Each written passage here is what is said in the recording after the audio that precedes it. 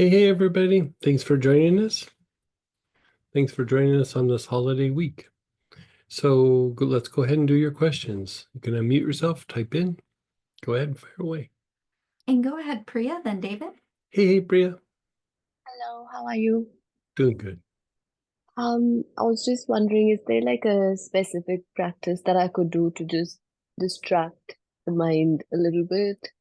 I feel like doesn't matter what I do externally, different mind is still in the one sort of direction. So say that again, like what's going on? With everything that's just happened recently, I was just thinking if there's a specific practice I could do to distract the mind. Because Oh, I see. externally, even if I'm doing a few different things, trying to keep myself busy, but I find the mind just fixated in the one direction and it's not helping. And have you been doing the practice where you kind of think of the situation and feel it in your body? No. No.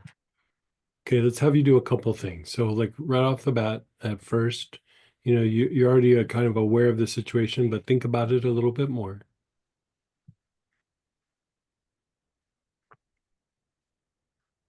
All the little details and all of that.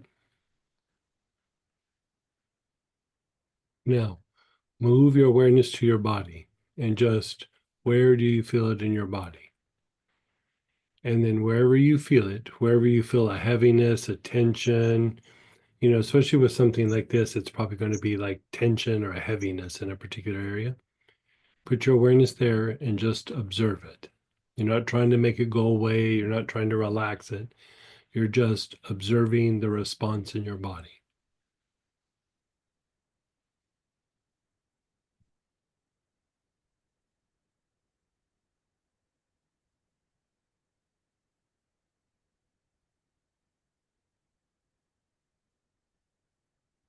And let's have everybody follow along.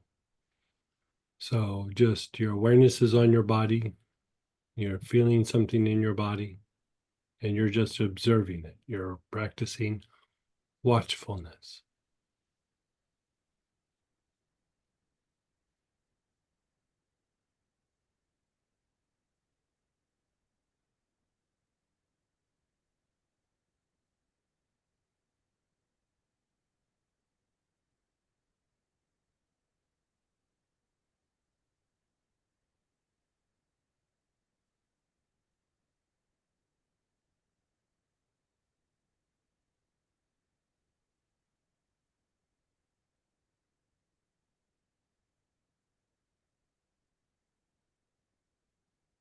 Okay. And think of the situation again, whatever it might be. For Priya, it's something very specific, but for everybody else, just think of something bothering you in the day, the week, in the news, in the family, the travels you're about to do because of the holidays. Focus on it, observe it.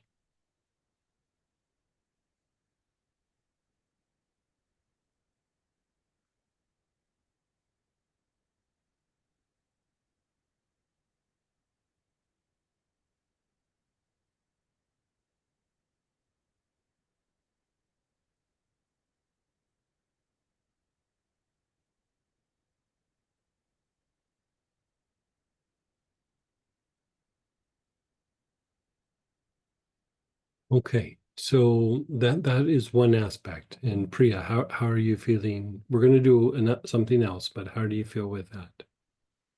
I I try to keep my awareness on the body, but I don't know. I think I think too much through my head and Sure. I try to make something out of like rather than having the experience, I think if I'm feeling something and I get stuck into that's probably why I don't do it because I think Sure. I from the intellect I think so much of this practice that it makes it difficult for me to become just aware. Right. But that's the point of the practice. And Yeah. so we're not trying to get you to have that before you do it. This is the practice of doing that. And, Yeah. just already your voice is a little softer and you're talking a little slower. There's not that tension that's there. So even though you might not have been doing it very well by your standards, it's still having an impact, you know. And so, and things like this, the thing that I always like to say is it's practice, not perfection, or progress, not perfection. And a lot of times from the point of view of intellect is like we got to do this just perfect when no you don't. Like you just got to kind of do it a little bit. So that's one piece. And the thing that causes anxiety, the thing that causes us to get wound up with things that are going on, if you boil it down and you look at it from a point of view of just mechanics, it's lack of awareness, lack of watchfulness or observation. We get into the intellect and we start, doing the loops and trying to figure it out and what do I need to do to make it better, and all of those things. Sometimes there's nothing to be done, and even if there is something to be done, intuition is going to resolve it way better than intellect, way better. So letting our normal everyday intellect problem solve, we already kind of shot ourselves in the foot. You know what I mean? We've already kind of uh not put our best foot forward, so to speak. So that's one component. Now, two different processes that I'd like to add to that. And again, let's have everybody do this. So one, we do this process quite a bit with different oils, and a lot of times when people are talking about sadness or grief or needing to let go of something, even resentment, I usually have them do this process. And the reason that I have them do this process is it's transmuting, but even deeper, it's stimulating your ability to realize. And the thing that makes us get a little spun out sometimes is we have a piece of information and we're working on what we think is the problem or what we think is going to resolve it, what we think that needs to happen or what needs to be addressed, when usually very rarely is that accurate. Very, very, very rarely, for anybody. And so even though it has a poor track record, we still do it a lot.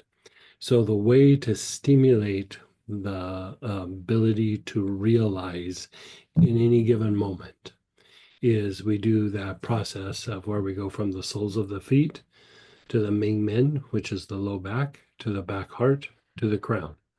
And the more that you keep repeating that pattern, the more you increase your potential to realize.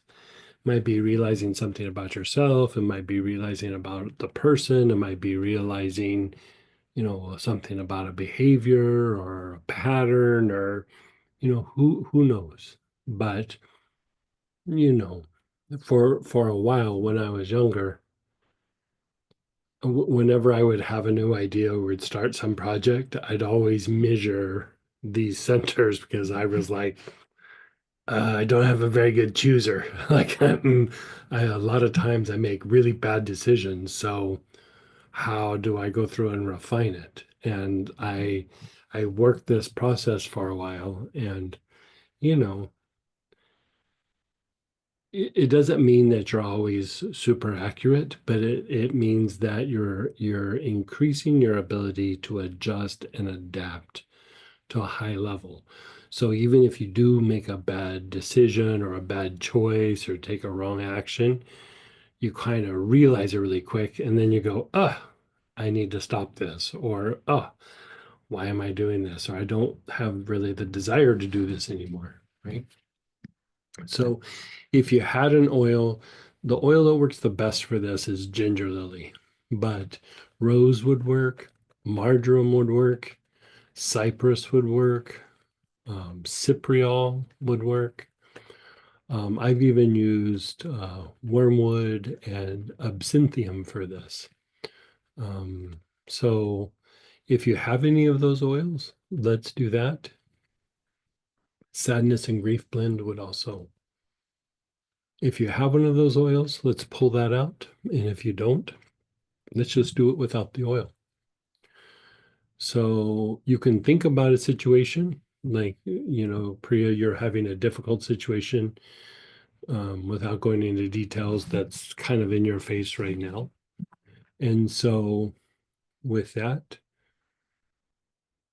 with oil or without, your awareness is on the soles of your feet, and everybody follow along with one of those oils if you have it. And take long, slow, deep breaths with your awareness on the soles of your feet.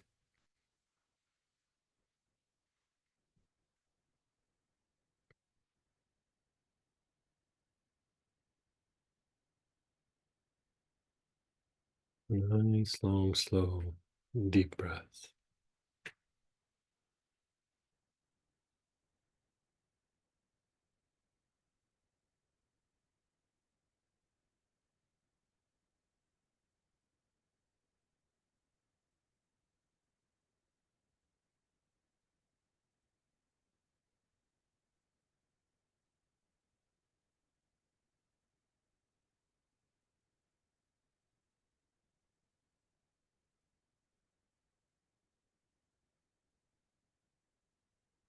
Now, move your awareness up to the low back, the back side of the navel.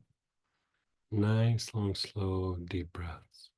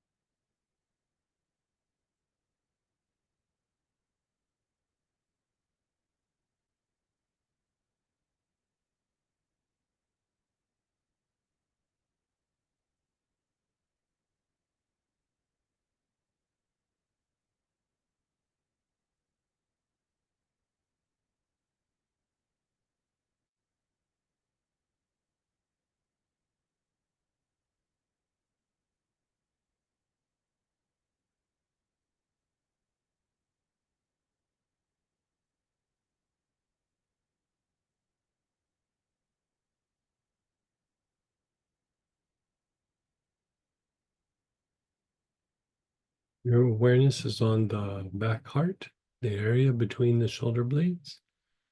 You're taking nice, long, slow, deep breaths.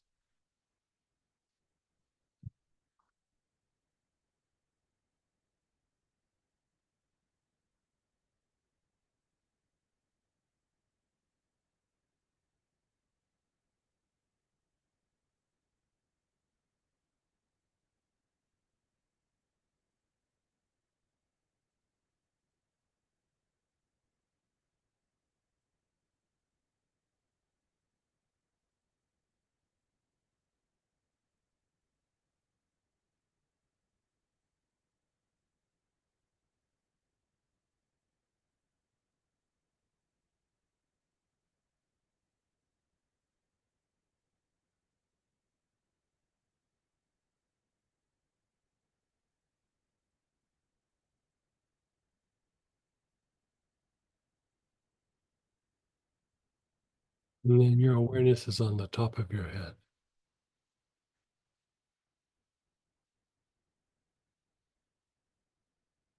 Nice, long, slow, deep breaths with your awareness on the top of your head.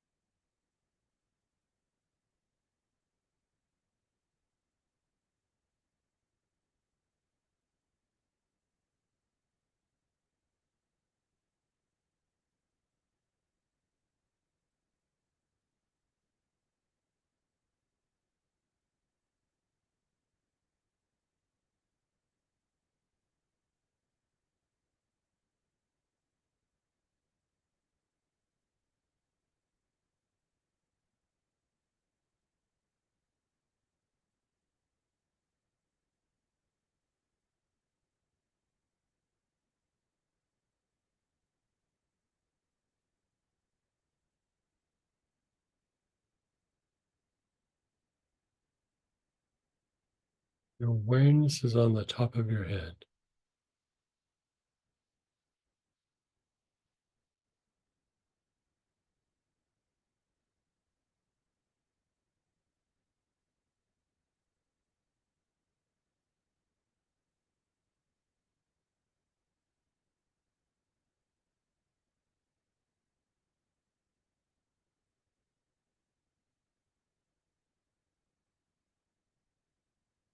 And then just let go for a moment.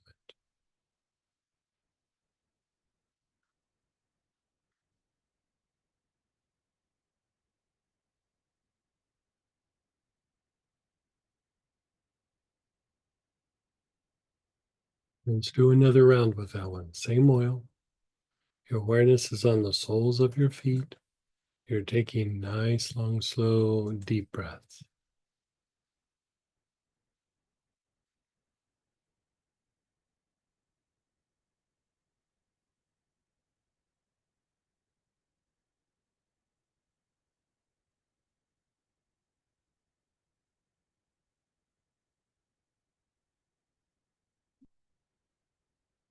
What does that feel to you?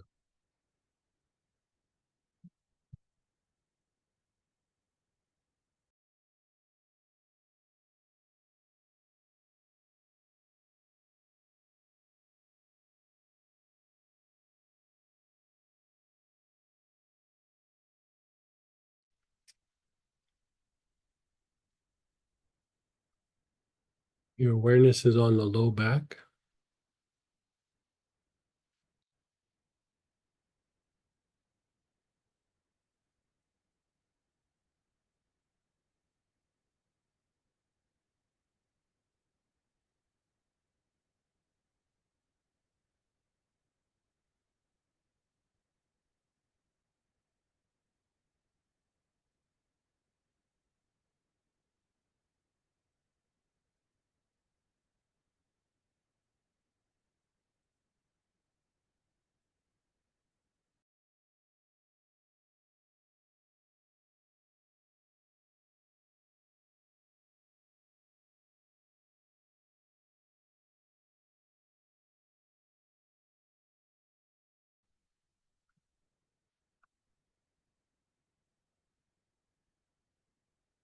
Your awareness is on the back heart.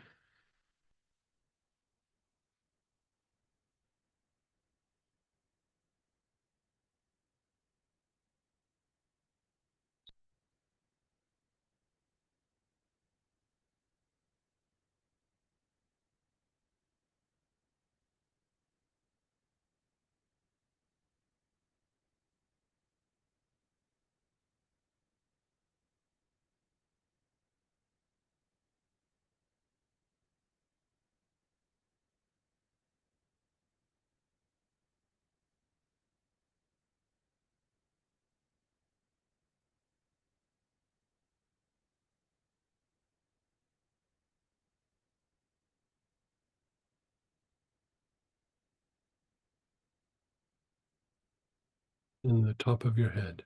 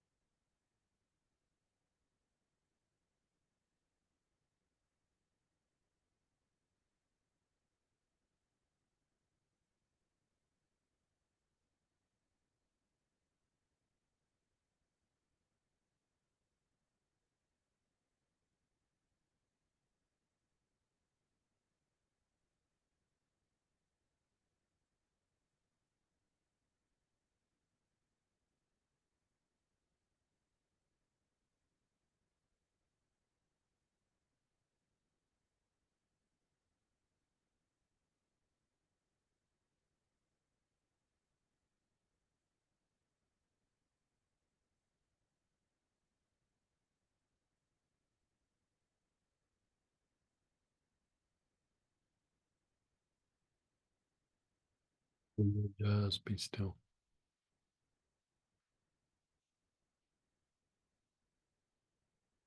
Now, that's to realize, right? That's to realize. So let's pull out a different oil. So you're going to want to pull out like aloes or assemblage point.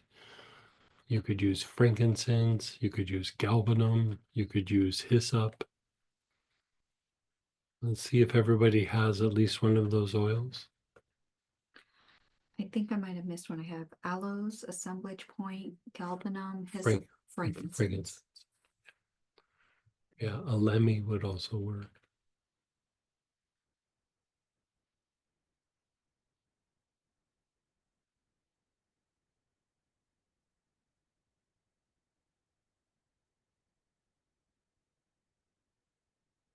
And whatever oil you have, if you don't have an oil, just follow along with doing the breathing.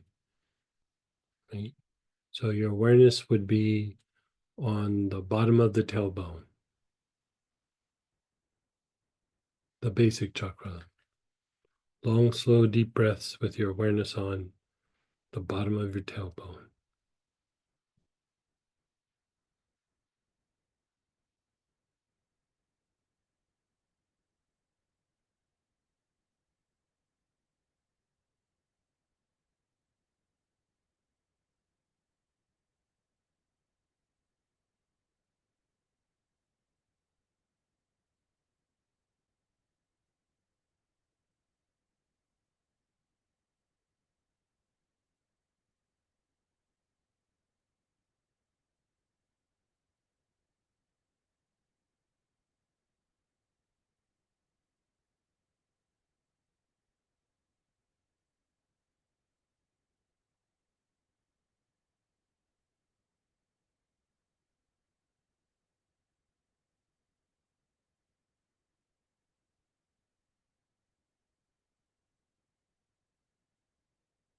Now, move your awareness up to the spleen, which is the left-hand side of the body below the ribs. Your awareness is on the spleen, left side of your body below your ribs. Long, slow, deep breaths.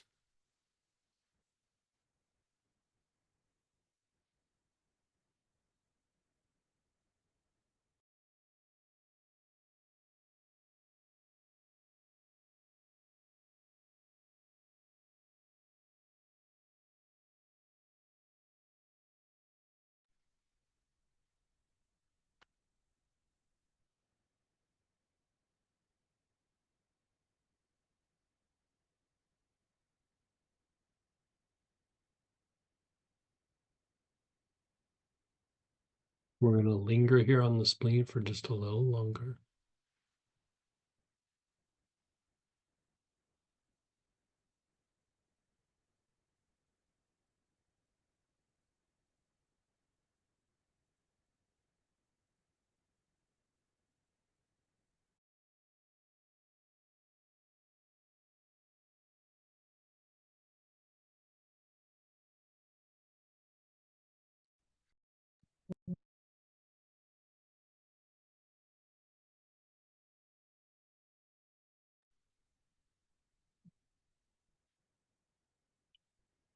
Now, your awareness is on your Meng Mein, which is your low back, the backside of the navel.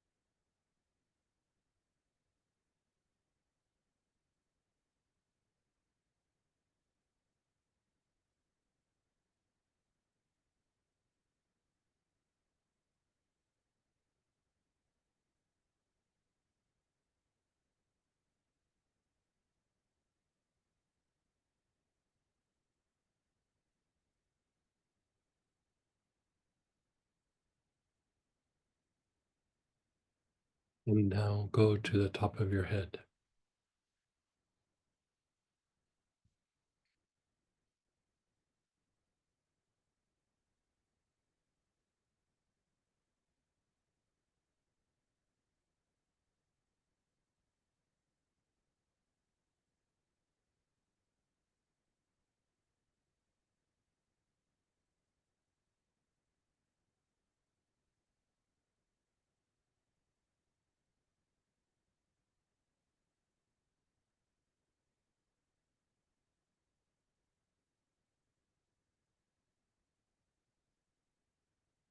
Okay, and let go. And Priya, how are you feeling right now? Very light, super relaxed. Relaxed. So, Yeah. like you feel good now, but like a little bit of time, and you start thinking about it or whatever happens in a day. This is what you go back to. You check in with your body, you feel it in your body. So the first piece is to help with realization, right? When you're feeling it in your body, you're practicing watchfulness or observation. So right there, you're already starting to shift into intuition, right? Then you do the next piece, uh, and that has to do with realization. And if you think about it, like when we're really upset about something, we're fixated on the negative, or we're trying to make it into something, or I need to fix it, I need to change it. What am I going to do with this? Like, you want to do something with it, but there's really kind of no movement because it's like it's under the microscope. And the idea is to first observe it. And then, even if we've made a mistake or we made a wrong decision or something's blown up in our face, whatever it is, at some point you have realization about it. Like, okay, this was a mistake, or okay, maybe there is something I can do about it, or okay, maybe it wasn't that important to me. You know what I mean? You just, whatever it is, you have a little bit of realization. And in that realization, you know, it's starting to be more about movement, right? And whenever we're having difficulties, it's always a series of little movements. And when we have that difficulty, we have that anxiety, or when we have that thing where I wish this would go away and it never would come back, part of the problem is we're also super fixated on it. That's why we feel that way, right? And so here you're embracing a process that gently starts to move you out of that. Even though it might hurt, it still starts moving you towards doing something better, more appropriate, right? And then that last thing where we went basic spleen, Meng Mein, which is the low back to the top of the head, that is about progress or like processing something. And so a lot of times when we have this issue, which we all do from time to time, this isn't like something where it's like, oh, I wish I never had it. We all get there at some point, you know. We might be zen about 90% of the things in our life, but there's that 10%, you know, we're not so zen. right? And so in that that helps with generating the movement. And if you think about, like, even when we've had something bad happen, or we made a mistake, or we've made a bad decision, or who knows, whatever it is, right? We're evolving, which implies time, process, and mistakes, right? So even mistakes are difficulties, and mistakes are how we learn. Like, it's how we grow, it's how we evolve. We can evolve from studying and meditating and doing things, but we still have to apply it at some point, and applying it is dealing with the difficulties. So, it's easy to say right now, but if you do this practice enough, what starts to happen is you don't judge yourself as hard when something doesn't go right. When some bad decision, or this is wrong, or I didn't follow through, or whatever it is. It doesn't really matter what it is. So, I mean, there's more to be done, but just these three things will a lot of times pull you out of the downward spiral. A lot of times even that first piece will do it, but like for me, the the the piece where we go souls, Meng Mein, back heart, crown, and then the basic spleen, Ming Men, crown. I do those all the time. Like, I do them all the time. Sometimes when I'm in the car, I do it without oils. If I have oils, I use oils. If I don't, I still keep setting that pattern so that when something does arise, I've already kind of laid the groundwork where I don't get stuck, you know? And so this will help pull you out of the situation. But at the same time, if you do it, you'll notice that each time that we get stuck in a situation, or we get anxiety, or we are full of regret, it's not as intense and it doesn't last as long. And we pull out of it a little bit quicker, and a little bit quicker, and a little bit quicker. And again, it's a bunch of little movements over a period of time. But if you do it over a period of time, you'll notice that things shift at a much more rapid rate. And so look at how you felt. We did like 15 minutes, maybe 15, 20 minutes. And, sometimes it might not even take you that long, but 15 minutes can turn things around quite substantially.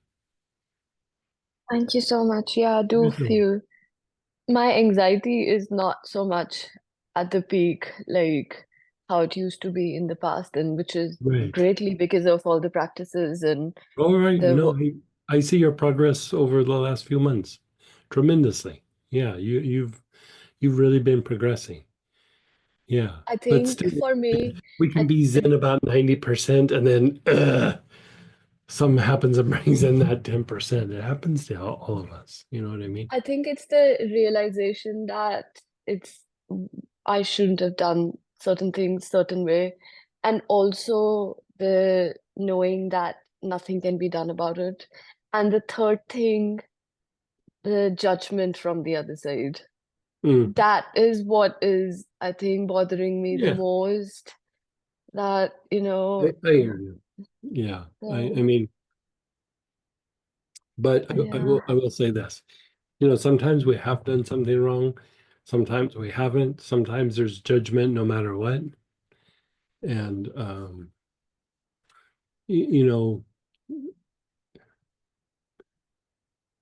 other people like judging us or being negative towards us doesn't necessarily mean we've done something wrong. You know, I have this little saying around the office, especially I don't know, especially when I was consulting, for a corporate, and like I would mentor healers and things like that. And, pushing people to try to be better and try to exceed. You would think they would embrace that, but that was not the case, you know. And I just used to have this saying, like, if I'm not annoying somebody or irritating somebody or pissing somebody off, I'm not doing it right. Because, like, you know, even in those situations, people want to be better, but they want to do the same thing over and over again, and they want to be comfortable, you know. And, you know, sometimes we're breaking out of a situation for, you know, say it's with some friend of yours or something, and, you know, hypothetical, and, you know, either the situation needs to get better, or maybe you need to part ways. And, you know, so you handle it however you handle it. And either they shift with you or it's time to part ways, right? And as you do this, you'll get more and more refined in how you part ways, or you'll get more refined about how things shift with the person. And so it's just a lot of little movements, it's a lot of practice, and it's experience. And I would say this is an area where not a lot of people have a lot of experience in following the processes. You know, it's even if we're, again, Zen in 90% of our area, we get into that weird spot, and, you know, we don't have the experience of shifting out of it. And so, you know, when you know that that's the case, lean on the things that you've learned, lean on the things that you've been taught. Yeah, I'm trying to do that the best No, you're at the doing good. moment. You're doing super good. When we do some of the practices that I do from the booklet, and we're doing the last segment, active situation, past events, Mhm. people awareness, sometimes I feel like I'm not aware, but I'm living it, full-blown emotional aspect to it, everything. It's like it's happening right now. Does that matter? No, if that's the way it feels to you, then I would work it. I mean, those are just ideas to like point on. So I wouldn't get super worried about like if it's that or this. It's just different areas. It's like a search grid. You're just looking and searching for, if you've got something going on right now, just focus on the thing you got going on. So even if there is an emotional aspect to that active situation or Sure. people awareness, that's fine. Just continue Oh, with yeah. the protocol and go on with Yeah. it. Yeah. Yep. And the mantra Om Tare Tu Tare Ture Swaha, what does that mantra do? It invokes the blessings of Tara. Is that more for a purification or for energizing sort of Depends on your thing? intention. Yeah. Okay. Yeah. No I would worries. say there's 21 different applications. Interesting. Okay. So I would say just like whatever you got going on, you can start doing it. And you know, because there's 21 aspects of Tara. So sometimes you're invoking something soothing, sometimes you're invoking something healing, sometimes you're invoking something insightful. You know, it just kind of depends. Yeah. Yeah. I have a last question. This might be a Sure. very silly one. But I'm still gonna ask it. I was doing the Dorje practice, the four quadrants, and while doing it in the middle of the practice, something popped up in my head, and I was like, could I do this four quadrants for the whole earth? Like visualize the earth and then do Start the with rest. yourself first. Yeah. Yeah, okay. That's what I thought. But yeah, all right. No worries. Thank you. Yourself. And then go ahead, David, then Ralph. Hey, David. Hi, How are you? Greg. How are you? Good. So I've got a question for you. Sure. I've been using the Lovage. I haven't found it increasing my washroom visits. But I realize I'm using Lovage leaf. Does Yeah, that, that should be okay. it should, How much are you using? I was using, I think, 3 drops, and then I went up to 6 drops twice a day. Wow, and that's not making you increase your. I'm not noticing it. but I usually go pretty frequently anyway, but I'm not noticing any difference. And And I'm going to reorder. we were having you do that for blood pressure, or what Yeah. we were having that? Yes, blood pressure. Yeah. And I'm about to reorder, so I'm wondering, do I order leaf or root? I mean, the root's a little bit stronger, but the leaf should work for you. Like, Okay. tell me, do you have like anise or tarragon or lemongrass? I have tarragon and I have lemongrass. Let's have you use a little bit of tarragon at the same time. So, and here's why I say that. Like anise sometimes will increase urine flow, but it does it because it balances out the nervous system. And so, part of like when we're dealing with excess fluid, part of that is lymphatic function. And, stimulating the kidneys and the lovage should also help with lymphatic function and detoxifying the tissue and, reducing fluid retention, even if it's something we're not aware of, there's still fluid retention in the body somewhere. It should do it, but sometimes when lymphatic function is not working as well, there can be a bit of an imbalance or lack of tone in the vagus nerve. And so tarragon would do it, anise would do it. I mean, if I had my choice, I'd probably do anise as the premium, but tarragon's pretty close second. So if you've got it, let's just use tarragon. Yeah, I've got it. Yeah, lemongrass would also kind of work. But so I would do some inhalations with it, but I would actually even put a couple drops in water and take it internally, like one or two times a day, and keep with the lovage. Okay. Let's see what the combination does. Okay.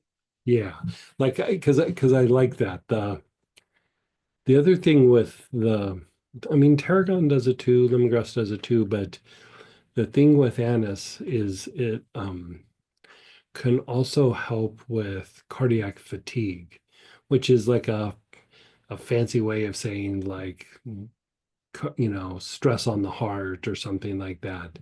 And so it's not strong like some of the other things are, like dealing with arrhythmias and palpitations and things, but it is kind of soothing to the physical heart. Oh. And so tarragon would still kind of be in that vein, but you know, at some point you might want to get some anise as well. It's very cheap. It's like it's not an expensive one at all. But the I mean it's as cheap, if not a little cheaper, even than tarragon. And Okay.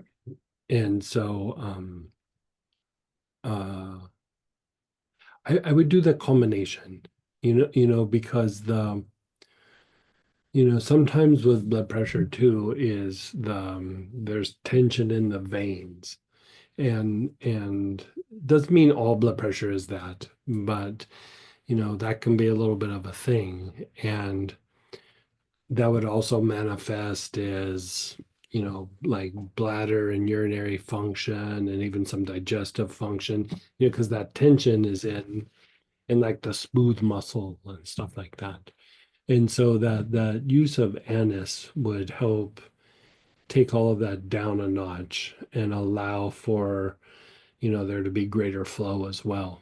Taking 6 drops of lovage, you should be peeing more. Like, I mean, like either more often or more quantity. And so, like anise would be one that you would use, like if you're having like difficulty urinating, like like you have to sit there for a while and and urinate, or you do, but it comes out really slow, and like something like that. Anise is the thing that just helps to open up the pipe and just flush it out. And so I don't know, like I take anise often just as even prevention, just to always kind of be toning the nervous system and just keeping the gut, the tension reduced in the gut. And there's times where I even do it morning and night, but often I'll do it, one time a day. And uh I don't know. I find it helpful. I mean, I don't find it like earth shattering, like, this resolves this or that, but I find that like I breathe a little better, like I swallow a little better, I pee a little better, like my body doesn't quite have the tension that it did. Like nothing's like over the top, but like I can tell when I'm taking it.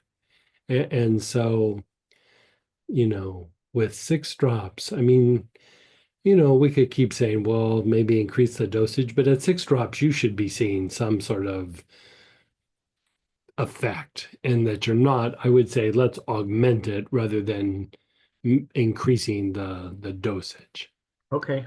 Yeah. And they did find that I have once in a while an irregular heartbeat. Yeah, that would probably fall under the heading of just age related, like that. As we get older, like especially after like 40, we could start having little irregular heartbeats and everything. But if it starts to be more of a thing, there are oils that we can use for that. um there's a rosemary camphor, which is a very different kind of rosemary than regular rosemary or rosemary verbena. Yeah, rosemary camphor is usually used almost exclusively for heart-related conditions. Oh. And so there's that, there's lang lang, there's neroli, there's melissa, anula. There's some choices in there, and sometimes we just kind of have to fine tune what would work. But there's definitely some choices there. But if it's just from time to time, the anise might even actually knock it down, because anise treats that as well, just not as potent as some of the other ones. But you're balancing out the nervous system, and you're with anise, you're also giving some tone to the sympathetic part, and sometimes those are regularities are just like a neurological manifestation. Okay. As long as there's not some bigger like heart issue, that's usually just like, age-related stuff, and you get it from time to time. And as long as it's not too often, as long as the pulse isn't getting up over 100, you start looking for times when things where they spike, or if the blood pressure just spikes for no reason, you know. But you also, I would say, like when you're active and then you sit down, from time to time, take your blood pressure, just see how well it drops and regulates, and how quickly. And the other thing with these kinds of things too is you also want to always monitor the breath, make sure that the breath is doing okay.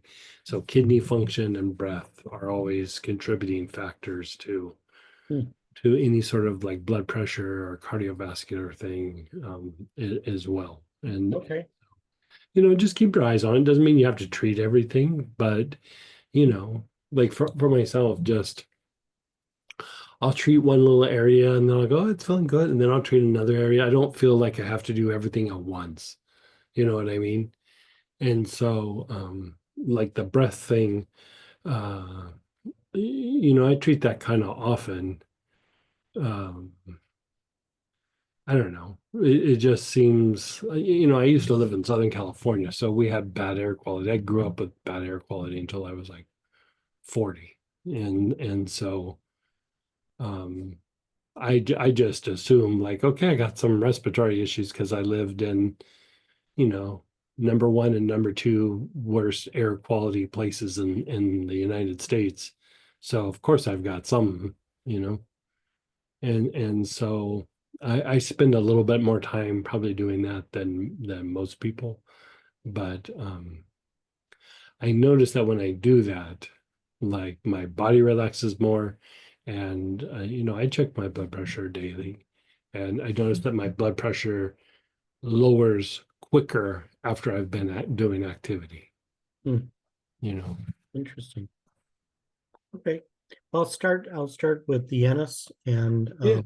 I'll continue with the leaf of the Yeah, like I mean, you can always go a little bit stronger, but like if you're taking 6 drops of lovage leaf and it's not really increase the flow, um, I don't know that increasing the dosage or making something stronger is going to resolve it. It feels like something else is going on. Okay, Yeah. and then how many drops of anise do I add? I would do like two Two. 2 or 3, like Okay. Add it to the lovage drops as I'm doing. Like take them separately, but you can do them within a couple minutes of each other. Oh, okay. Yeah. Oh, good. I'm glad I asked that. Okay, super. Thank you so much, Greg. Yeah, good talking with you. Yep, thank you. And then go ahead, Ralph and Chris. Hey, Ralph. Hey Greg, how you doing tonight? I'm doing good. How about you? Well, let's say I've been doing better. Last night I was, after a busy day, noticed that I had a really sharp sore throat, which is the signal for me I'm starting to get a cold. Oh, yeah.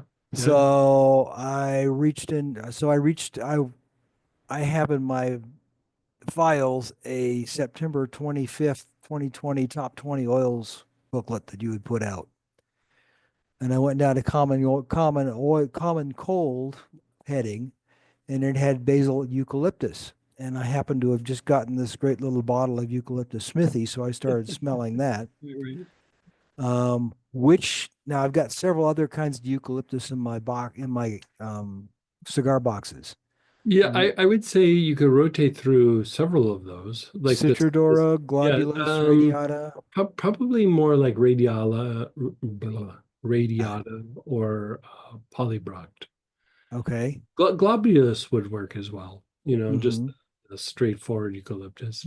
But I would also say with a sore throat, I would do,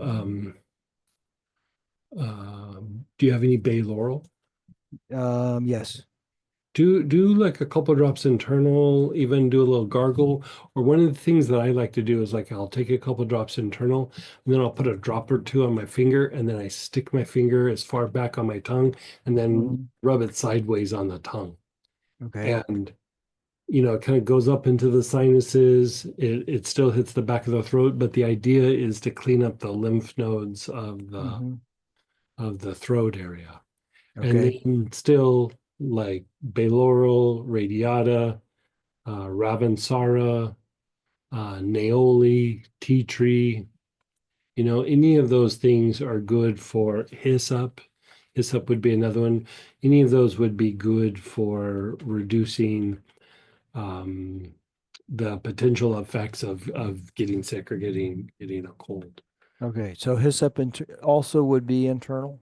No, just topical, like a few drops on the wrist, Okay. on the chest, and then inhale it, into the nose. Mhm. Same with the eucalyptus radiata. The bay laurel I would take internal. Ravensara I would take internal, but I would still inhale them a lot. Okay. The thing that I like to do with Ravensara or radiata, eucalyptus radiata, or even bay laurel sometimes, is I'll put a bunch like on my chest, like just several drops, and then just kind of Mhm. rub it in, or on my back. Okay. Think I'm getting sick or when I've been exposed. Yeah. The other thing is, especially if you're starting to feel a little fatigue, do some cinnamon or some thyme. I put cinnamon in my coffee every morning. Does that Yeah, count? that should be helpful. Yeah, Okay. yeah. And Okay. bummer if you don't get sick. Yeah. Yeah, I haven't had one of these for quite a while, so I yeah, can't complain too loud, but it's a pain in the butt. yeah. It is a pain in the butt.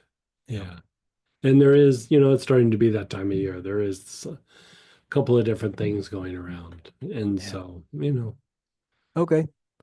All righty. Thank you very much. you're so welcome. Hey, Have a keep great. us posted though. If it starts getting significantly worse or something, email Yeah. us so we can, maybe help. All right. Sounds good. Have a great Thanksgiving. You too. Take care. Okay. Bye. And for the bay laurel and the ravensara, internal, would it be 2 to 3 drops? Yeah, 2 to 3 drops, like in water or juice, and you can do it a couple times a day. Yeah. And then go ahead, Chris, then Jenny. Hey, Chris. Did you say you can take eucalyptus internally for when you do I, it? I can't understand. She said, did you say you could take eucalyptus internally? No, I wouldn't. There's no real big benefit to taking eucalyptus internal. Yeah. Okay. And you would have to do a lot, but at some point it would become toxic. I think the Gotcha. toxic dosage is like 70 or 80 drops, but still, there's not a big benefit Not worthwhile. in it. Like lavender's another one. Like you could take lavender in big dosages internally, but it's better inhaled and better on the skin than it is internal. So I mean, Gotcha. I have a couple of oils question. Sure. I bought the oil, the trees, but I can't remember why. What would you use that for? Oh yeah, it's very fortifying. Like it's very, very Oh, so when you're tired type of thing? yeah, you could use it when you're tired, but it's also fortifying to the body, fortifying to the nerves. If you're dealing with fatigue, I'd probably go more like thyme or ravensara or cinnamon, something like that. But Mhm. this would be more deeply fortifying to the nervous system and the body itself, just the overall vitality. Yeah. What would be a good protocol for that? Just put it on your wrist. Yeah. Oh, Yeah. okay. The super simple, easy one. I love the smell Yeah. too. Yeah. Oh yeah. Doesn't it smell super good? So good. Yeah. Yeah. And then HoWood is camphor, right? So it's It's Chinese camphor. interchangeable. Okay. Yeah, it's I mean it's Does a the same slightly thing. different plant, but Mhm. it's so close that it's pretty interchangeable. Perfect. I found a whole bottle of it. I said, I think Oh this yeah, is HoWood's camphor. good. Yeah, HoWood's good. Wonderful. And then for I have a big presentation tomorrow. Mhm. What would be a good protocol for me to do just to clear the So mind and express, you know, yeah, so are you myself? trying to sell something or are you Yeah. trying Mm-hmm. to sell something? Mm-hmm. Um hmm.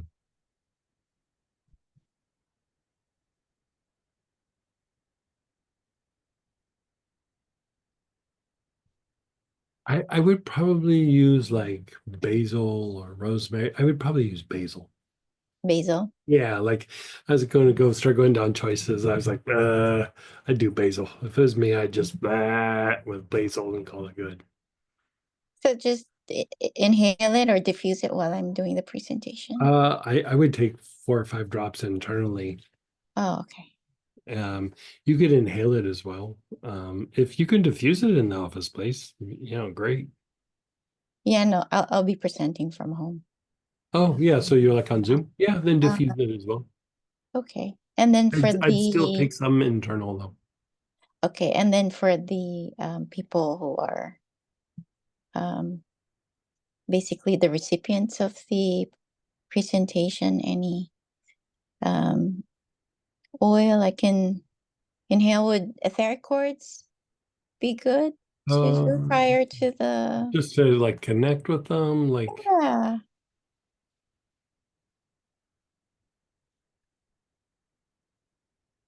Well, let me ask you a question.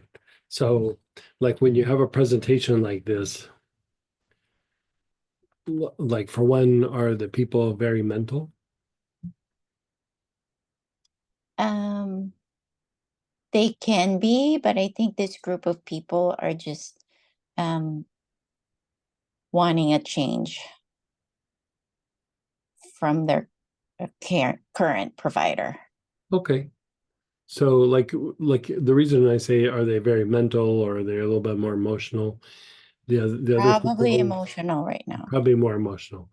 And then the other thing to take into account is like when the facts are on your side, which it sounds like it is, like you can do a little bit more of a fact-oriented presentation, but when the facts aren't as much on your side. You just try to connect with people and make an emotional connection. Even though the facts might be on your side here, the emotional connection might be a little bit of a stronger choice. And Right. kind of like where you were going with it. And so I would say like rose, jasmine, lang lang, tuberose maybe. I would probably go rose or jasmine though, right off the bat. Okay. If you had another choice, neroli, neroli would be good. Oh my goodness, I just put that on my wrist Yeah, a yeah, couple hours neroli would ago. be good. Okay. Yeah, that would be a good one. And just inhalations, right? Well, thinking of them. Inhalations, you could think of them as you inhale, like maybe before your presentation, but I'd also just put a few drops on your wrist. Perfect. Yeah. All right. Thank you Good so luck. much. And thank You're you for the oil, the gifts. Oh, you're so So welcome. excited to receive it. Thank you for all you do. And then go ahead, Channing, then Lolly. Hey, Miss Jenny. Hi, Greg. Hi, Sam. Hey. I'm still cracking up with what Greg said about why she got the oil and she forgot why. That's exactly me. I just buy it because I'm a total plant prana junkie. Well, Um, I'm the one that make it, and then like sometimes I'm like, why did I make this one again? right. It's Yeah, it because just it's smells so yummy, good. but like, why did I make this again? Like, I have a bunch of oils on the coffee table that I have to like, constantly look up, but I just like them, you know. No, I hear you. It's Yeah, hard not to. Okay, so Greg, I got into a car accident today. I'm fine. Oh, I'm fine. I just wanted to see if one, you can check that out. And here's the thing, I'm freaking out because I'm not freaking out about it. yeah, no, I get that. Wow. So why am No, I not I totally freaking get out? that. Yeah. So can you check that or the other thing? You're not checked out. Like so, um, but you've been doing a lot of classes and you've been doing the oils and getting healings and everything. Mhm. It's good that you didn't freak out. Like it's just But I'm freaking out about not freaking out. yeah, that's a stage. Like I used to joke about that all the time. Almost those exact words. And so I think I need an oil. um try Well, tuberose. Try tuberose. okay, that's already in my hand. Tuberose or aloes. Yeah, one of the Okay. two. Yeah. So And tuberose is so usually in one pocket and Venus is in the other pocket perfect. all day long. Right, perfect. Okay. Those are good choices. But tell me, like, so first off, were you guys going fast? Were you going slow? Yeah, that's the thing. It's like when it was happening, I was witnessing it happening as if it was going in slow motion. I was at a stop. It was a two-way street with, like the double yellow lines. Hmm. Um, and I was making a left turn into a residential street. And the lady who hit me, I mean, I saw her coming at me like in slow motion, and she hit the rear view side of the passenger. So she ran right into my rear side passenger tire. Okay. So completely the opposite end of where I was sitting. So nobody got hurt. I think she was very shook up because her front right side ran into me. But she came out of nowhere and I was parked and accelerating at about 15 miles an hour to make that turn. So we weren't going at high speed, but it was like she came out of nowhere. So I don't know if she didn't see me and didn't stop, but the fact is that she hit me on the rear end, on the rear end of the car, as opposed to the front end. You know what I mean? Right, So if or it was the front broadside. end, I'm running into her, but because it's my rear side, passenger side, she's running into me. Right. So I just thought I'd ask if you could maybe check that out. Yeah, you look okay. But like this is what I would say is Yeah. like let's start just like treating as if just Mm-hmm. because a lot of times things don't really quite manifest for like a couple of weeks. And so just start Right. calming things down. So again, tuberose is very good because it puts you in a parasympathetic state. The like tarragon, like a tarragon bath, taking a few drops of tarragon a couple of times a day would be good. You mean internally? Yeah, I would probably just do, maybe just for a day or so. Like Okay, I'll do that today. yeah. And then do you have some larch? Yes, I do. I have 2 bottles of larch. So I would say inhale the larch, but also like when you lay down to go to bed, like just take the bottle and let like 12, 15 drops like hit your chest and abdomen and rub it in, because the thing that will open up the bronchioles in the chest, but it also will balance out a different part of the nervous system. And if you kind of do that for a little bit, still, watch your neck. You can always do vagal tone or something anti-inflammatory on the neck and shoulders. Mhm. But the more you calm down like the nervous system and the body right off the bat, the less symptoms will manifest as time goes by. And so if you just spend the next couple of days, decreasing that response, that fight flight response, and it doesn't sound like you have it, but like your body could have a little bit of it. And so just keep calming it down for a little bit, and then we'll see how you are in a few days or something, but we might have you do a little bit of work on just your neck and your shoulders, but you get body work and stuff done. So I mean, Yeah. it's probably not Okay. going to be a big thing. Wasn't high speed. It wasn't, it still rocked your neck and your shoulders and everything. But let's just treat the nervous system right now and see how it goes. It was so weird is I just read somebody, a former coworker, post that they just got into a car accident with their wife and child this Ugh, morning. yeah. So I don't know if that was kind of grinding in the back of my head, but what I was really thinking about on my drive was I was just going to my job site, my Right. my property, and I was grinding on Mr. R Right. Right. because I was Right. because he told me Mr. B was going to be there. I'm just like, I'm not looking forward to it. But I Right. met my architect there, so that kind of balanced it out. But Perfect. that's exactly what was happening. I was just grinding on Yeah. that. Yeah. The sooner R and B can kind of like be in the rearview mirror, Yeah. I agree. Yeah. the chipper LB. Yeah. But even inhaling your rose, like like Mm, inhale a little bit of rose, even somewhat. okay. All Yeah. right, that's helpful. Thanks so much, You're Greg. so welcome. Keep me posted though. Sure will. Thanks. And then go ahead, Lolly, then Dan. Hey, Lolly. Hey. So the weekend was great, so thank you. It was very relaxing, Good, all the good. practices, yeah. And the one you did earlier was, yeah, it was so deep for me. I don't even understand how it was so, like I was completely gone, the Yeah. one we just did. Yeah, so thank you. Yeah. Yeah. Okay, let's see. So there are a few things. One is so a client that I've been working with for a few months now. She has multiple things going on. She had endometriosis surgery a few months ago, but she's okay. But overall, she has like an ongoing thing with her endocrine system. She has pains all over her body. She has TMJ, chronic fatigue, bipolar that's been managed. And I've been doing healings on her, and she's been reacting really well.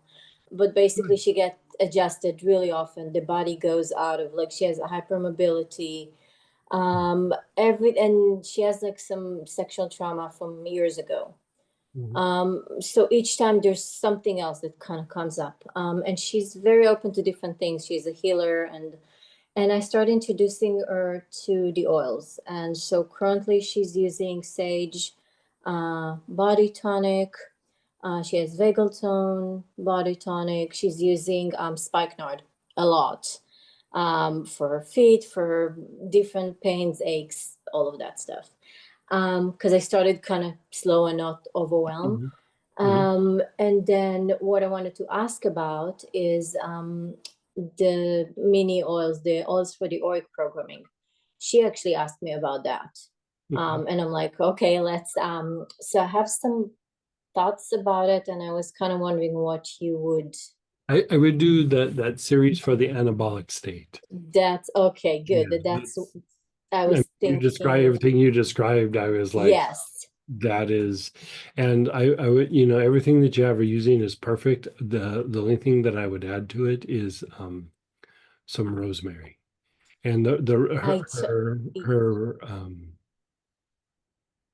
her sympathetic part of her nervous system is also lacking tone, and so tarragon would help. Sage kind of helps. Helps more of the parasympathetic activity, which is a rest and repair component, and it calms all the sensory nerves down, and you know, deals with like fatigue in the body and things like that. But she could use a little extra work on like toning up the vagus nerve, or not the vagus nerve, the sympathetic nerves. And So so just like couple drops internal, or at least several drops on the wrist daily. so I actually told her to use, she has rosemary at home, and I was like, okay, just do inhalations with that and put Perfect. it. I Yeah. did tell her to do that because she gets, because of the chronic fatigue, she gets so tired, and I'm like, okay, use the rosemary every morning at least to wake up the brain to work that. And Sure. okay. But would you do and treat it in phases? Like at first you're kind of getting things to be a little bit more stable before you really start going after the chronic fatigue, fibromyalgia stuff. Like kind of start balancing out the nervous system and all that kind of stuff, because when that part of the nervous system, it's kind of like what I was saying to David, when the involuntary part of the nervous system is off, it throws off lymphatic function. And a big component of chronic fatigue and fibromyalgia is lymphatic function.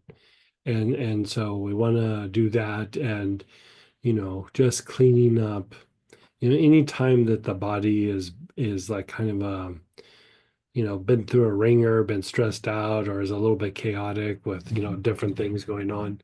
Homeostatic emotions, which again, it's the body generating emotions.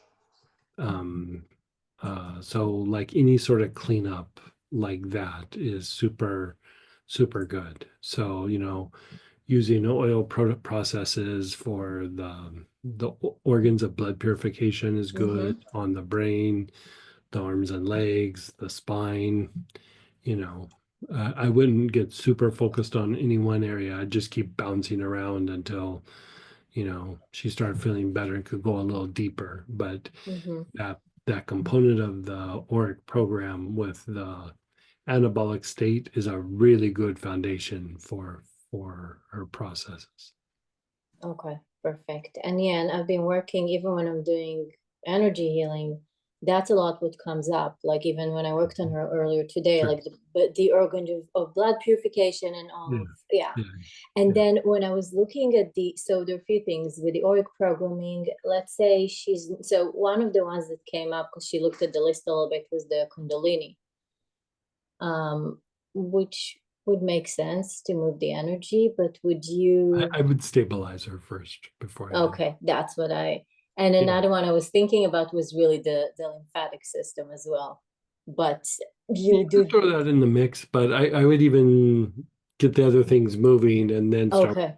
lymphatic, like in a few weeks or a month or something.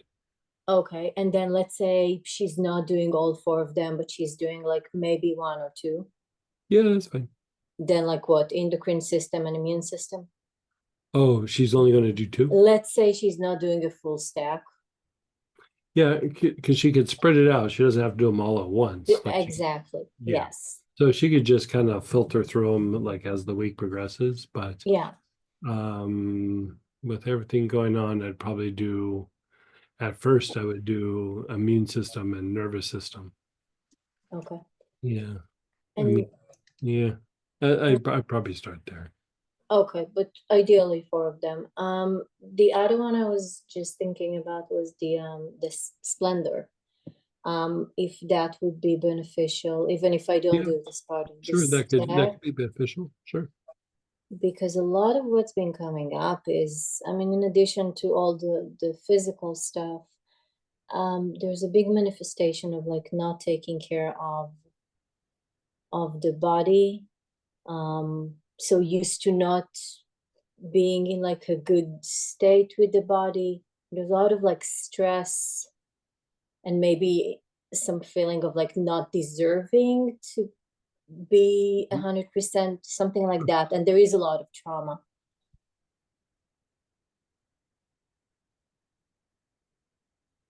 Yeah. I would probably go more. I mean, you can start with our program there, but I would say working like you have her putting spikenard on her feet, like have her do a little bit more inhalation, like on her spine, like that I would say um,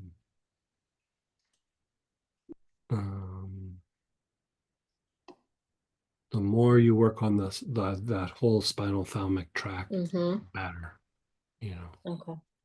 Yeah.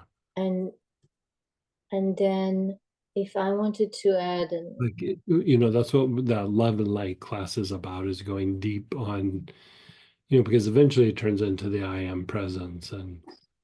But you know, with the work on the spinal thalamic tract, like in that class, we're going to use marjoram, we're going to use spikenard, we're going to use myrrh, we're going to use galbanum, violet leaf, and it's all about conditioning the spine to be like like just like in a calmer state, not an agitated state. And when that happens, it starts to calm down the physiology, the emotions, that like it's not necessarily the thing that clears the emotions, but it calms everything down, so it just everything stops getting generated, you know. And so, you know, any version of that, myrrh, galbanum, spikenard, yeah. you know, violet, marjoram. Okay. Yeah. And is there anything that would be helpful for sleep? She already has, because she has a hard time It has going definitely to some bronchial spasms, and so I would say even with sleep, she's probably having a hard time sleeping deep just because the body's not completely letting go.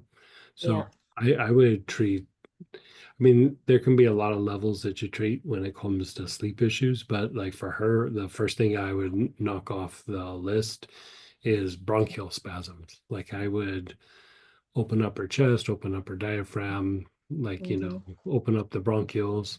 So that can be the inhalations of stuff, but like a super easy way is just larch on the body. Okay. You don't even have to have them do the whole breathing process. Just putting Yeah. larch on the body will start to relax the bronchioles. Okay. And what about she already has blue lotus inhalations before going to bed? Would that Sure, that would help. But okay. I would say the other things I would say would be more from Yeah. your space. But yeah. Okay. Any benefit in taking spikenard internally before sleep or no? Yeah, if she would. Yeah, sure. Okay. Yeah. Okay. Just because it's something that was mentioned, so I'm like, let's just check. Yeah, Okay. I mean, it helps sleep, but it also helps calm down that spinal thalamic tract. Yeah, So that's why I like the idea of, yeah, sure. of that. Sure. Okay. Yeah, Okay, cool. So that's about that. Thank you. yeah. Okay, so that now, oh, I'm wondering about, I know it's kind of like a weird, but sage. So we have, I mean, I use sage a lot. And then I have the Spanish sage body tonic. And I'm just wondering, you mentioned it before, I'm thinking the difference between sage and Spanish sage. Spanish sage is what, like it's more gentle, so you can use it in like You can bigger use- yeah, it quantities. doesn't have the thuyon in it that regular sage does, so you can use much bigger dosages more often. So if I wanted to do, I mean, I have the body tonic, which I use often and I've been using it for a Mhm. while. If I wanted to do sage, let's say as an ointment, you would do Spanish sage. You could do either one, but I would probably go Spanish sage. Yeah. Okay. Yeah. Okay. And really as an ointment, it would have like a similar benefit as the Oh, yeah. body. Yeah, yeah. Yeah. Okay. I'll probably just add that to you guys in my next order. Thank you. And then what I'm wondering about Tarragon, I mean, I know why we use it and it's amazing. And what I'm wondering if I have something like, you know, where my family is, when they have these constant little stresses that are going on. Sure. You're So talking about each, your family in Israel? yeah. So basically, each time there's like this high level stress situation, like let's Yeah. say, you know, sirens go off, whatever. So basically, each time it happens, you can do Tarragon Yeah, to oh, yeah. balance it out, right? Yeah. Okay. Yeah. That was I'd the send over a big drum of it. Like, you so know. yeah, I don't know if they would be I'm sending it, I send it to the person who would do it. Right. Not sure if the other ones would, but and I'm supposed to go, so yeah, which we need to look into that. But I'm supposed to go in like 3 weeks. But okay, because I figured the Tarragon can help balance out each Sure. time, like Yeah. high stress. Okay. Now the other thing I'm Well, wondering. it's not just stress, it's like a little bit of a shock or a little bit of Yeah. when panic comes up. And so, you know, it's that's like a specific kind of stress or, Yeah. you know, yeah. Like I can't imagine living in that kind of, you It's, know, tarragon or benzoin would be the two things I'd go to all the time. mhm. Tarragon's easy. So I just Yeah, Tarragon is easy. Yeah. Yeah, but I was thinking of things and the Tarragon, I was like, yeah, it's exactly like that because it's not regular stress. It's like each time you have this high level and it's those ups and downs. Okay. yeah. I guess maybe we can look at my travel. I am supposed to go in like 3 weeks. I mean, feels better than it did last time when I was supposed to Yeah, go. well, like I pay attention to it just in the news, and it looks like there's talks of a potential ceasefire. So, I mean, it could significantly calm down by the time it's time for you to go. Yeah, but Fingers crossed, but yeah, you know. I mean, they're talking about stuff for a while, but how does it, it feels like I have to go now because of my sister needs my help. So that's the, I would still make sure that it's a safe time to go. yes, yeah, it's not. And clearly I have no problem canceling 3 days Right. before the trip Right. as I've done before.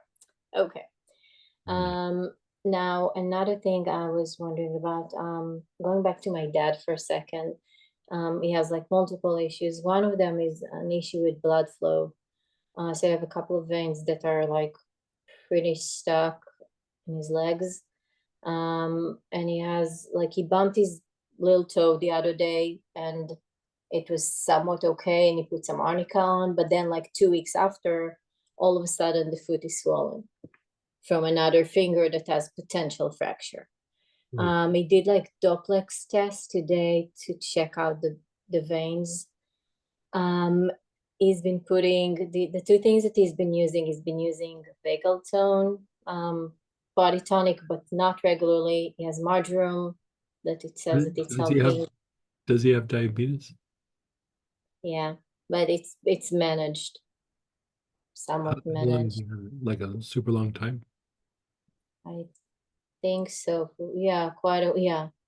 And he also has, and the blood things, he's on blood thinners. So each time you look at him, it's like, Sure. Yeah. I would use things like a combination of like rosemary and cedar together or like joint relief. And, yeah, because normally that would be for arthritis, but part of it is increasing blood to and then from the area. And that's the issue with diabetes, is like the blood flow to the area is not usually very good. And so even if blood gets down there, it's not returning like it should. And so I would make like a body tonic or an ointment and have him just rub it on his legs. Okay. Yeah, actually my instinct, I don't know why I didn't listen to myself. I almost sent the joint one. Okay, it's fine. Yeah, I sent him. I sent him, you know what I did send him? I sent him pain suit, which is not gonna do the same thing. You saying what? So pain suit. Oh, yeah. I mean that will bring him comfort, but But joint relief is better. he's got a circulation issue with what you described, and in the history, there's a circulation issue. Which is why I thought joint relief, and last minute I switched to pain suit. It's okay, I can bring that when okay. And then as far as his heart, is there anything that's like, because he treats whatever comes up, he doesn't really want to know what else is going on in a way. Has he been evaluated by his doctor? Yeah, he constantly goes to this doctor or the other doctor, and I keep telling him what to ask, and yeah. Oh, and they put him now on antibiotic for like 5 days. So But what do they say about his heart? the heart, they don't say anything, but I mean, my train of thought is if there's some issue with blood circulation, Well, it's there's but that's, you think the blood circulation is because of the diabetes more than okay. I mean, he Okay. could still have a heart issue or high blood pressure or something, but if they're not bringing that to his attention, it's the diabetes. Okay. I mean, the blood circulation started from after they put a stent in his heart. Oh, so he does have a heart issue. He has, yeah, but it's not like an ongoing discomfort for him. It's just something Not that about discomfort, it's that there's a mechanical problem. there is, yes, there is. I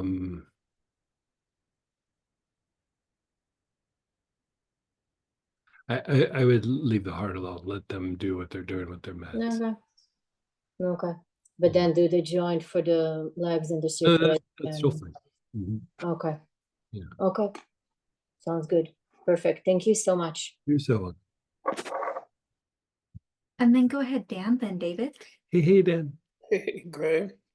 I've been having some stress lately. Okay. Yeah, you kind of mentioned that over the weekend. Yeah, I kind of mentioned that over the weekend. And like today was just like kind of a new flavor, almost an anxiety kind of thing. I've never felt that kind of Something different happening at work, or same old thing, or kind of just like some sort of ending thing. It's just kind of like, yeah, it's really weird. Kind of fear-based, but I don't know why. Or it's kind of just like an anxiety kind of thing, just moving, doing through the workday kind of thing. so there's things going on at work and it kind of stimulates this, or you're working and it just like kind of comes up. I'm just working and it kind of comes up. It's been kind of like just dynamics just seem weird at work, and I'm not sure if it's just me or if it's something else or what. So I'm just kind of, it's really odd because I haven't really ever felt this way before. I mean, even when there's, oh, okay, so, kind of have a, not, butt heads with someone, but, you have a disagreement about something. Okay, that works out just fine. But this one's kind of just different, and I'm just feeling a little weird on it. So, like you said, you're butting heads with somebody. It's a peer or it's a boss? It was kind of a boss. Felt like I got thrown under the bus, I think last week by my boss, my manager.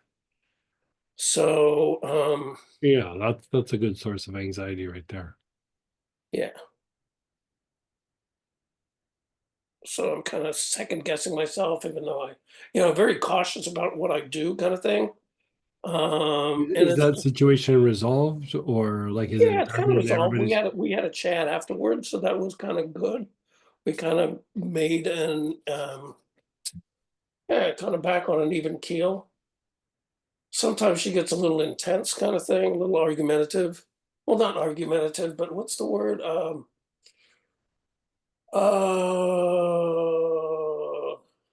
Her tone gets a little angry sometimes. I'm not sure, like, it's like, slow down, okay? I'm not trying to do anything or anything like that, but anyway, there's just something weird that I feel going through me, kind of thing. And I've been like doing inhaling rue. I tried lang on my wrists. What else? Hyssop. I did that this evening. I kind of, if I came to the conclusion I was kind of taking myself too seriously, maybe. But that kind of relieved it. But yeah, I don't know if there's anything that you can sense that would help clear Okay. that kind of stuff up. Give me just a second here.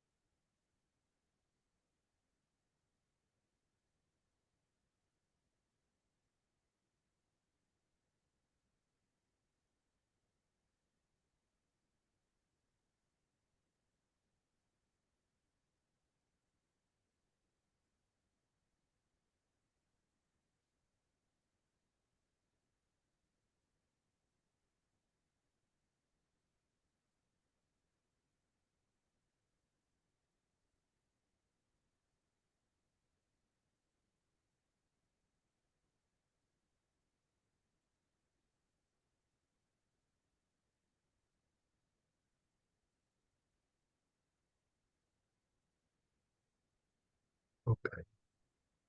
Let me look something up real quick.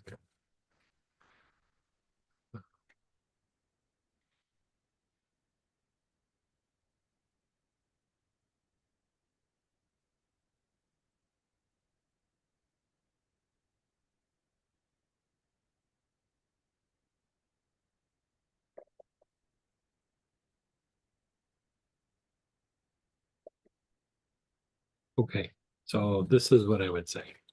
I mean, of course I don't know this person, but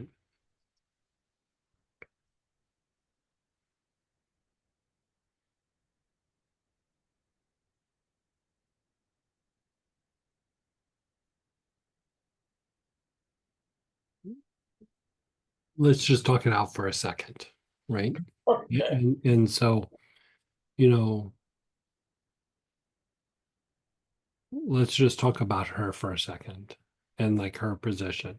So if she's the one in charge, the thing is with somebody who's in a position like either running the team or running several teams or whatever it is.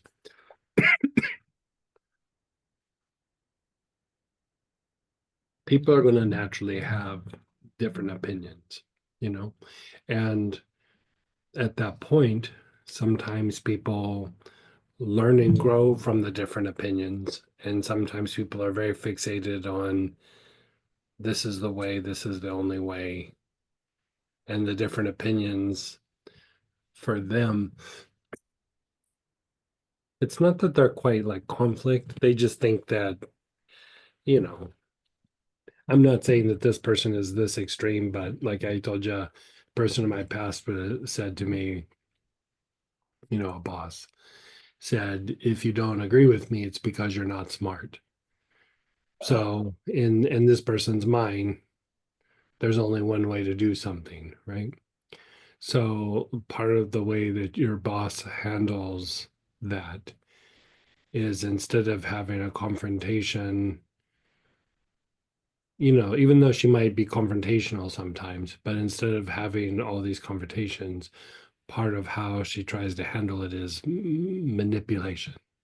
Like she tries to manipulate situations or a person to think not just like, oh, you should think about this the way, I think. She wants you to think how she thinks.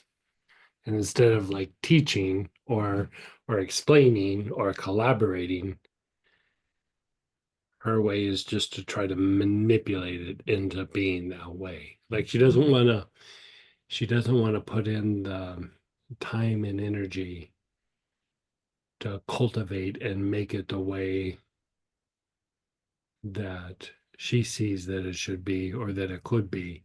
She kind of is doing the shortcut, and the shortcut is, when people don't want to put time and energy into it, they just, they do a little manipulation, or sometimes it's aggression, sometimes it's violence, sometimes it's can be other ways, but her little thing is a little bit of a manipulator.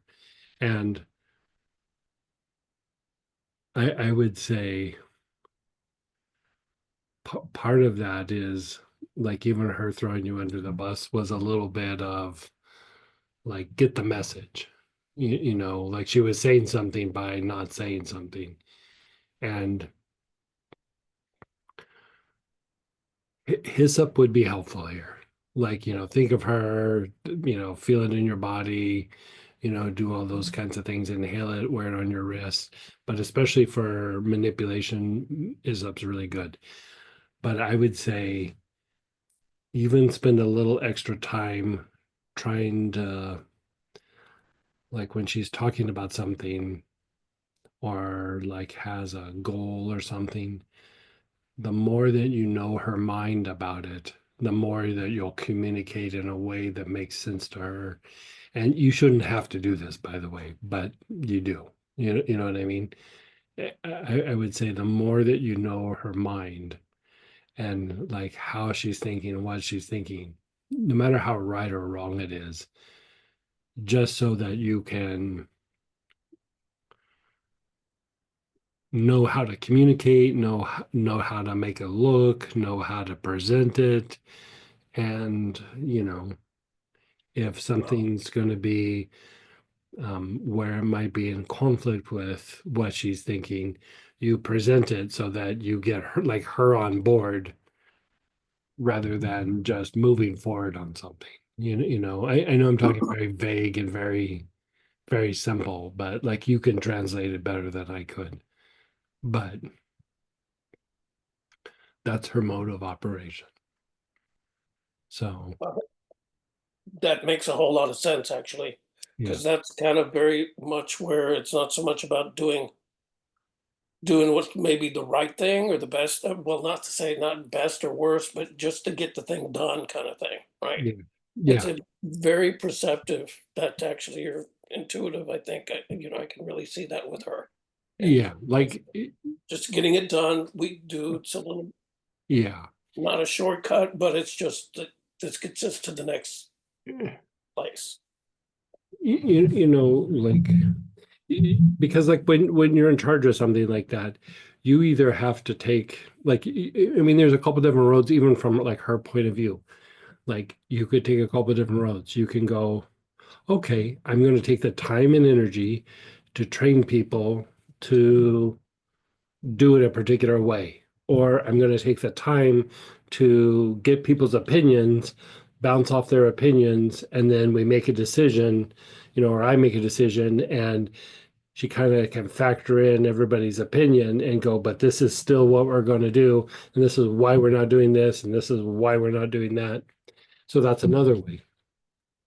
Then there's the other way of you put good people in that are capable, and then you go, okay, get in there, be yourselves, just be yourselves. That one, like on the level, looks like the easiest. It's actually the hardest, because you have to allow people to make mistakes and not get worked up about it, because she's learning, but everybody else is learning too. And you just go, okay, things that aren't super important, you let people figure things out, which means everybody makes mistakes, but you're allowing the staff to make some mistakes and you watch over it. But then you go, well, okay, are they learning from it? Are they growing from it? Are they not? And then, you eventually don't have to worry about training them, but you have to be able to stand there and let them give them the space to make mistakes for one. And two, if there is a consequence, you still have to be the one that takes the consequence. Even though it was, the underlings that made the mistake, you still are giving the space for it to happen. And then you go, okay, but it's still my responsibility. I'm still right. And so most people in a leadership situation don't have that kind of self-esteem. They don't, a lot of times they just do what I say and I don't want to be bothered or, whatever. And, not everybody, but yeah, people are busy and they don't want to put in the time or they want to phone it in or want you to just get it. And so for your peace of mind and for your ability to do the job well in her mind, not like just you doing the job well, but like, she is the one in charge. So just, even like go, okay, just being clear, and you say it back to her, or you ask her a couple questions, or this is what I heard you say. And, what is your opinion on, and then let her elaborate a little bit more. And, however you need to get that information out of her, because she's probably not volunteering a lot of it. I think that, like you said, you got thrown under the bus. It had more to do with the overall situation and her not probably managing it the best than it did about something that actually happened right there. It was like the response was this, but the problem was this. But in her mind, it was this. Because That's we what hadn't even done anything yet. We were Right. just kind of talking it through. So at this see, even point. there. Yeah. So she's firing a warning shot before you guys even got started. Yeah, which kind of took me really aback because that's what I thought we were kind of going down that path. Sometimes people are tired. Sometimes they're a little lazy and they don't want to put in the effort because all of that effort takes mental energy. And even though you're in the workplace, a lot of times people are working on emotional energy. They're committing to something, they're going through the steps that they know. But when it comes to problem solving, that's a different ball of wax. And people don't always have a lot of juice in their legs there.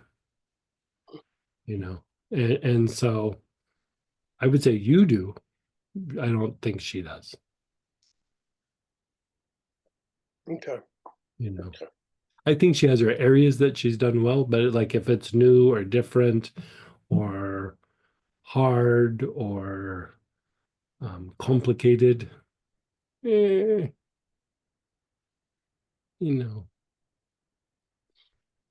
think she's capable, but she's not as capable as she thinks she is. Okay. I'm being really super polite here. Okay. But I get what you're saying. I get what you're saying. Kind of fits what the routine is. Yeah. So going in, okay, that's a very good thing to know, actually, just kind of be more cognizant and rather than just saying, oh, we could do this, do that, it kind of just couch things in the way she'd want to hear it, the way she would understand it. Even doing, because if you think about, like, if you boil it down to just like root responses, she also is probably not feeling heard, even though she's not really communicating. She's also not feeling heard because she's not communicating, right? Oh, So you can ask her questions, but then you can go, like you were saying, like if you have a new idea and it's maybe something you didn't run by her, you go, I was thinking about what you said the other day, and like you were saying, and then present your idea, let her have the credit. yeah.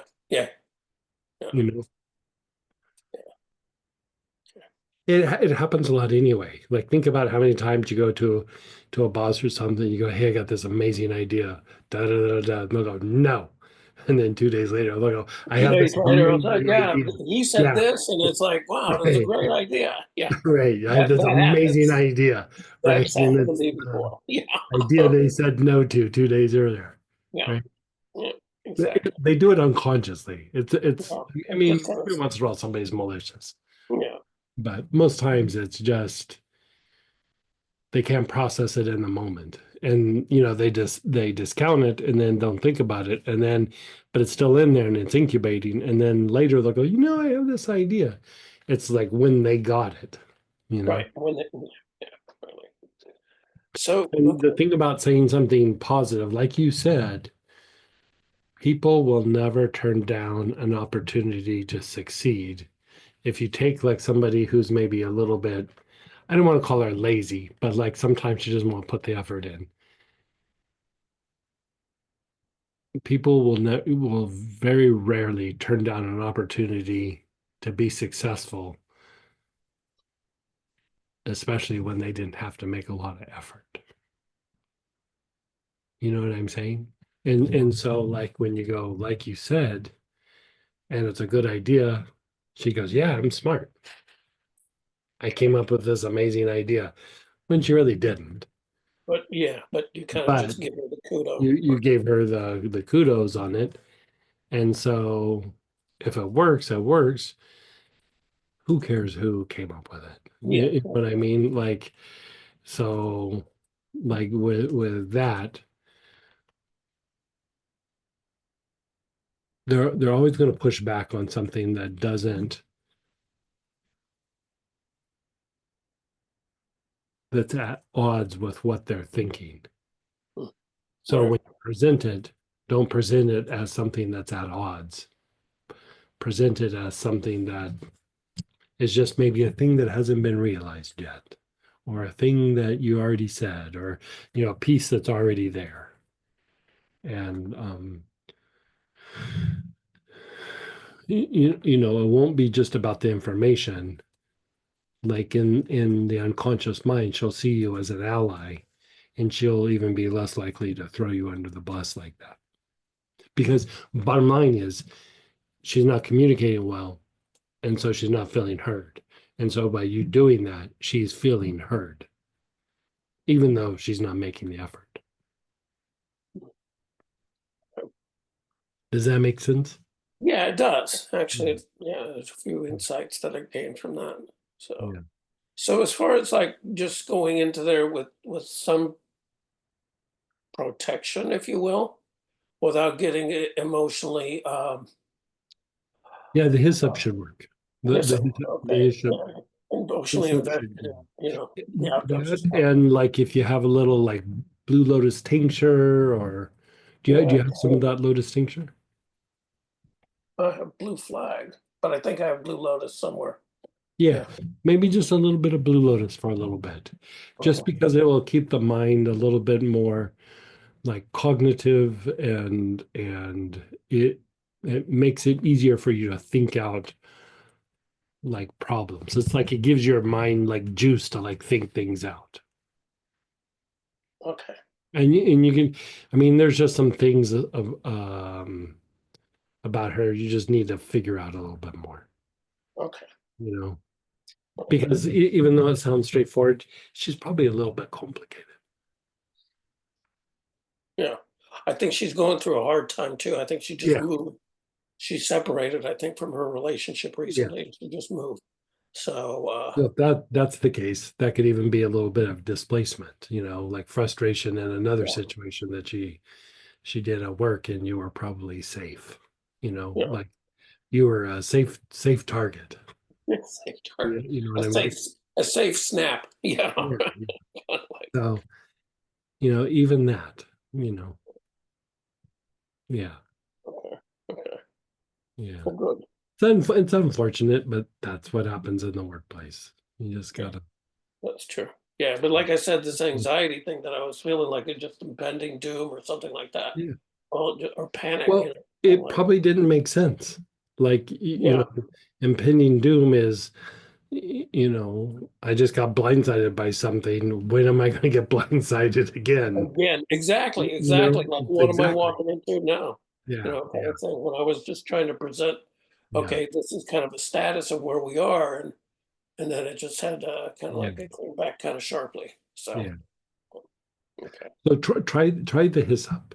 You know, the hyssop has a protective quality, especially when um, like people are trying to manipulate or they're trying to establish like some sort of mm, like program. You know what I mean? Like, Hmm.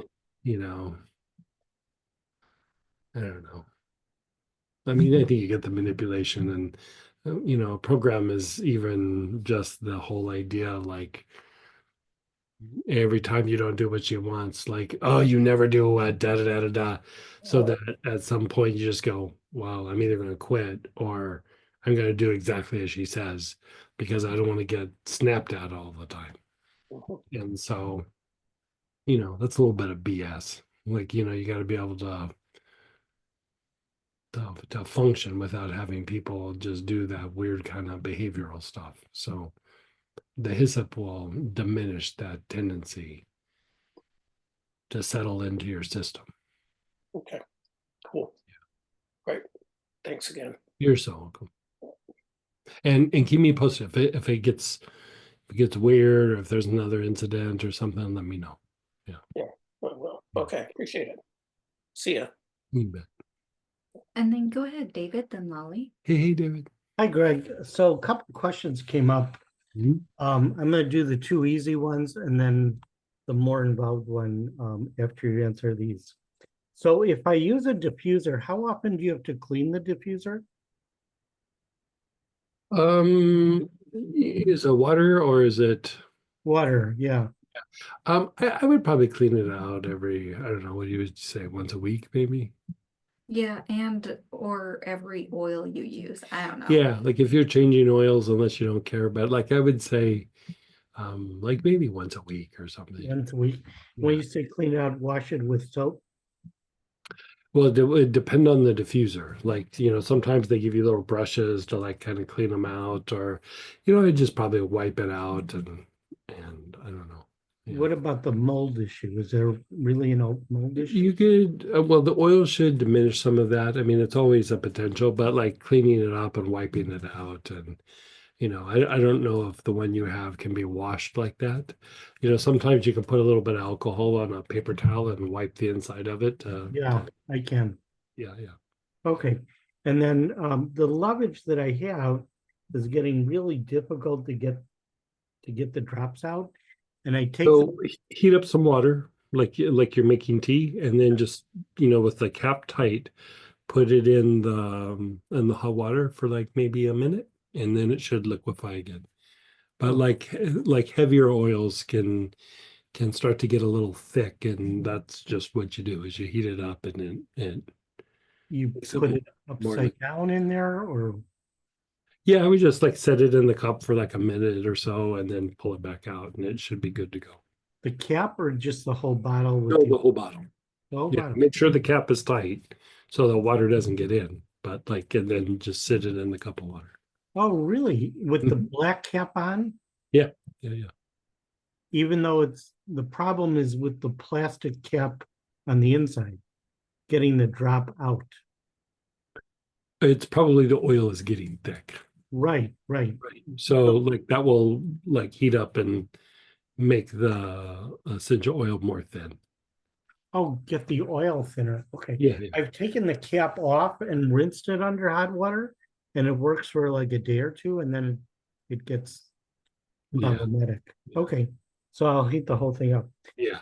Okay. Now the other question that I have, a little more involved, is after I eat, I always get sleepy. And I'm just wondering, is there no After every meal Yeah, or just in the afternoon? no, really every meal. In any digestive issues that you're aware of or Not that I'm aware of. like how soon afterwards?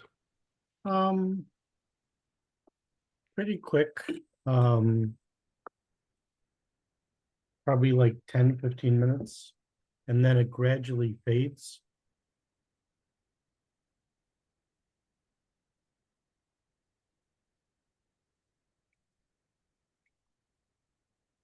Like an hour later, it will fade.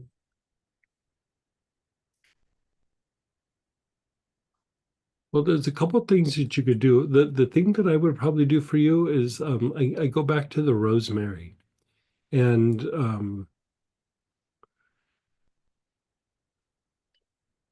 you know, it helps with the digestive system in general, but also it kind of tones up, like, because anytime you're eating, you're going into rest and repair, right? Rest and repair could also be digest, you know, rest, repair, digest. And so you're probably lacking a bit of tone in the activity part of that nervous system. And the rosemary will reduce the effect in the digestive tract, helping the nerves to function better, but it will help tone that part of the nervous system up so that eventually stops happening. It probably won't fix it fast, but like within a week or two, you should start to notice a little bit of a difference. And that's a couple drops internal after. You could do 2 or 3 drops internal, but you could probably even get away with, I mean, I would probably do it internal for like the first week or two, but you might be able to get away with just even putting 4 or 5 drops on your wrist. Okay. And when I do it internal, a couple drops, right? Yeah, like 2 or 3 drops. Okay, cool. Yeah. Thank you so much. Those You're are my so welcome. questions. You're so Thank you. And then go ahead, Lolly. Hey. Hey. So, kind of a weird situation. We're looking at me right now. So I've had this thing going on for like quite a few years now when I'm in like a work situation, but it's not just work. It can be another type of like group that's organizing, whatever it may be. Like I'm really good at what I'm doing. I'm doing like above and beyond, showing up, doing more than other people, but still something in there like I'm being overlooked, and not in a way of like getting some kind of a promotion or a bigger position or something along these lines, but like being treated really poorly, like not getting enough information, not like I'm an afterthought, like I'm being dismissed, and I still show up. And it's not that it's the other person, because it's been happening with different people, and it's not just work, and it happened recently, and I'm like, what is it about me? Like, what is, like, am I not something about myself to myself, like not how I present myself, how I don't value myself, because something here, I'm the only connection to all these situations. Sure. Yeah, I get it.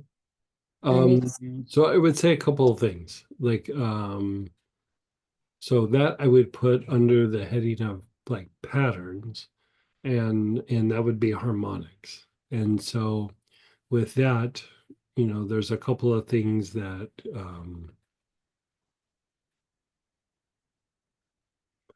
I would do, like if there are chords on different situations from the past and current where that's happened, just to get the, you know, because it's more than just the chord, it's the, like the physiological responses associated with it. Like when we're cleaning chords, it's more than just the icky between us. It's the also the emotional response that's in me that, you know, has a response to whatever the icky is, right?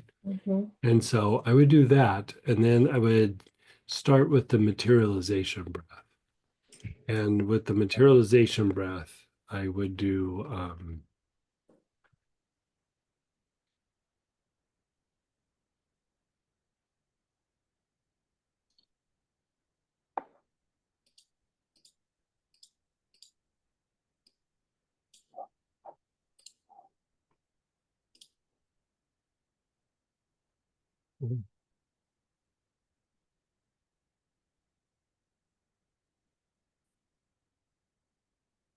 You know what I would do? I would do the materialization breath with Mercury. You know, the planetary energy, Mercury. Okay. I would use Mercury, and then I would, let's even have you do from the healing spirit class, do the process with the spirits of Mercury. Okay.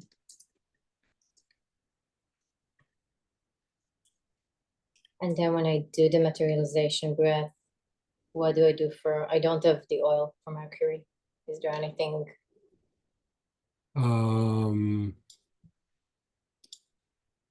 I do have healing spirit of Mercury, but it's not the same thing. Yeah.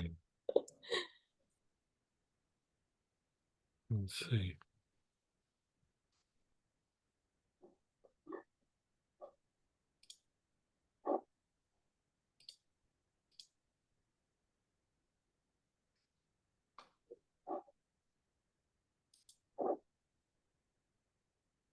Use poplar. Do Okay. you have poplar? Yeah. Yeah, Yeah. yeah, I have, yeah. Yeah. Okay. So it would give me the same or similar result. It would be in the same vibe. You know, Okay. Mercury would be stronger, but still poplar would be in the same vibe. And what am I trying to, what's the, like, what am I trying to do? Trying to heal the pattern.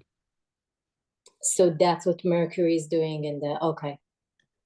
So it's not that I'm healing something within myself. It's healing the pattern, not something specifically within me that I'm doing that I shouldn't be doing. Like Yeah. that's my intellect working on what have I done Yeah, to it's both. It's something inside you, but it's also something that happens in the external, and yeah. you're trying to break out of that pattern. You know, Okay. and a lot of times you're evolving it out of that pattern. It's not like it just goes, oh, it stopped and it's done. Like Mm-hmm. keep like kind of growing and evolving out of it. And a lot of times it turns into like an asset, like an ability. Mm-hmm. You know, like anytime you have something where you're struggling with, there's something to be learned there, and it's some ability that's laying dormant, you know. Mm-hmm. And when it's dormant, it likes to poke you in the ribs and go, excuse me, Mm-hmm. you know. And like, you know, your pattern is about that. Like Yeah. not just that It's yeah. dormant, but it's like you're in situations going, excuse me. Yeah. Yeah.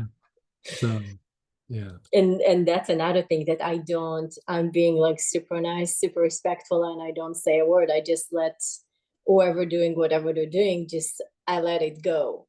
But then I sit afterwards with like, okay, what just happened? How do I clean this up? But like you know how we talk about like the body thing, like sometimes there's a symptom and sometimes there's an underlying cause. Mm-hmm. Like your behavior could be and the things you say and do could be all like if you look at it on a piece of paper, it's like, oh, like you said all the right things, you did all the right things, but yet it still Mm-hmm. happens. Yeah. It's like the external version of the vibrational state. And Mm-hmm. Okay. like here I would say it's almost about like having like people are responding to a certain kind of presence that you have, and your presence isn't always consistent, you know what I mean? Like you might be one way with your family and then you're one Mm-hmm. way when you're doing healings, but then you get to work you're a different way, and it might be sometimes you're this way and then you get in with a fancy situation you might behave a different way, you know what I mean? It's like it could be different sometimes, but